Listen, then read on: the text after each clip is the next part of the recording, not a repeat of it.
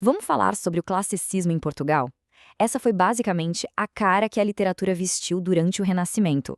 Um momento de virada cultural gigantesca que encerrou a Idade Média e deu o pontapé inicial para a Idade Moderna. Foi uma época de redescoberta da razão, da beleza e principalmente do potencial do ser humano. Ok, para a gente entender o classicismo, primeiro a gente precisa dar um passo atrás e compreender a enorme mudança de mentalidade que tornou tudo isso possível. Foi, sem exagero, uma verdadeira revolução na forma de pensar. E essa mudança fica muito clara quando a gente coloca as duas épocas lado a lado. De um lado, tínhamos a Idade Média totalmente focada no teocentrismo, ou seja, Deus no centro de tudo. A vida era guiada pela fé, pelos dogmas da igreja. Do outro lado, surge o Renascimento que vira essa chave e coloca o ser humano no centro. É o antropocentrismo, que valoriza a razão, a ciência e o potencial de cada um. Tudo isso impulsionado pelo crescimento das cidades e por uma nova classe social que ganhava força, a burguesia. Essa nova era, que foi financiada por essa burguesia comerciante, buscou inspiração lá atrás, nos modelos clássicos da Grécia e de Roma. Ideais como equilíbrio, lógica e a celebração das capacidades humanas voltaram com tudo, transformando a arte, a ciência e, claro, a literatura. Agora, vamos ver o momento exato em que essa nova forma de pensar desembarca oficialmente na literatura portuguesa. O momento que literalmente mudou as regras do jogo para sempre. O período do classicismo em Portugal é bem definido, sabe? Tem data para começar e para terminar. Ele começa oficialmente em 1527, quando um poeta muito importante volta da Itália. E termina em 1580, um ano bem trágico, que marca não só a morte do maior gênio literário do país, mas também a perda da independência de Portugal para a Espanha. E o responsável por essa revolução toda foi esse cara aí, Francisco de Sá de Miranda.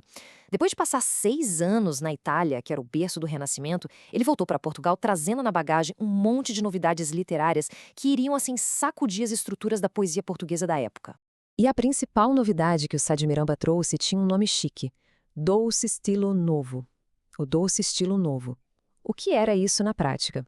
Basicamente, era um novo jeito de fazer poesia usando versos com 10 sílabas poéticas, os chamados decassílabos, e uma estrutura fixa que se tornaria um clássico, o soneto. Então, o Sá de Miranda abriu a porta. Mas foi outro poeta que não só atravessou essa porta, como construiu um verdadeiro palácio. Vamos falar agora sobre o escritor que pegou esse estilo novo e o aperfeiçoou, se tornando o nome mais importante da sua época e talvez de toda a literatura portuguesa. Luís de Camões. A vida desse homem, por si só, já daria um livro. Ele foi um aventureiro, um soldado que, como essa imagem representa, perdeu o olho direito lutando na África. E essa vida super intensa se reflete numa obra poética que é de uma riqueza e variedade impressionantes. O que é fascinante no Camões é que ele dominava 2 mundos. Ele escrevia na medida velha, que era o estilo tradicional português, com versos mais curtinhos, as redondilhas. Mas foi na medida nova, o estilo italiano sofisticado do soneto com versos de 10 sílabas, que a poesia lírica dele atingiu seu auge. Então, qual é o ponto central da sua poesia lírica? É esse conflito. Os sonetos dele exploram o tempo todo a tensão entre o amor carnal, físico, do corpo, e o amor idealizado, platônico, uma forma de amor mais espiritual, mais perfeita. Essa busca por um equilíbrio entre o corpo e a alma é um tema que atravessa séculos, né? Mas Camões não foi só um mestre dos sonetos. Ele foi o autor da obra-prima que viria a definir a identidade e o espírito de uma nação inteira. Em 1572, ele publica Os Lusíadas. E isso não é apenas um poema, é uma epopeia, um verdadeiro monumento literário que foi criado para imortalizar a história heróica do povo português, se concentrando principalmente na viagem de Vasco da Gama em busca de um novo caminho para as Índias. E a escala dessa obra é, assim, monumental. São 1102 estrofes, repetindo 1102. Cada uma delas costurando a narrativa das grandes navegações e, ao mesmo tempo, contando a história de Portugal desde a sua fundação. A estrutura, que foi inspirada nos modelos clássicos como Homero e Virgílio, é perfeitamente organizada. Começa com a proposição, onde ele apresenta o que vai ser contado.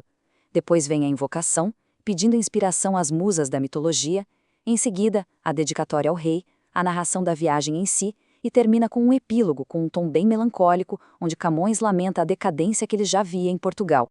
Para a gente fechar, vamos resumir as características que definem todo o movimento classicista, amarrando os pontos que a gente viu até aqui. Bom, o classicismo é marcado primeiro pelo racionalismo. A lógica domina a emoção. Pelo universalismo, os temas são universais, como o amor, o sofrimento, a vida. Busca também a harmonia e o equilíbrio, a perfeição na forma. Retoma a mitologia e os modelos greco-romanos. E, no centro de tudo, está o humanismo, aquela crença forte no valor e na capacidade do ser humano. E isso nos deixa com uma reflexão, né? O classicismo foi uma tentativa de encontrar ordem, razão e harmonia no mundo de grandes transformações. 500 anos depois, no meio das nossas próprias mudanças e incertezas, talvez a busca por esses mesmos ideais continue mais atual do que nunca.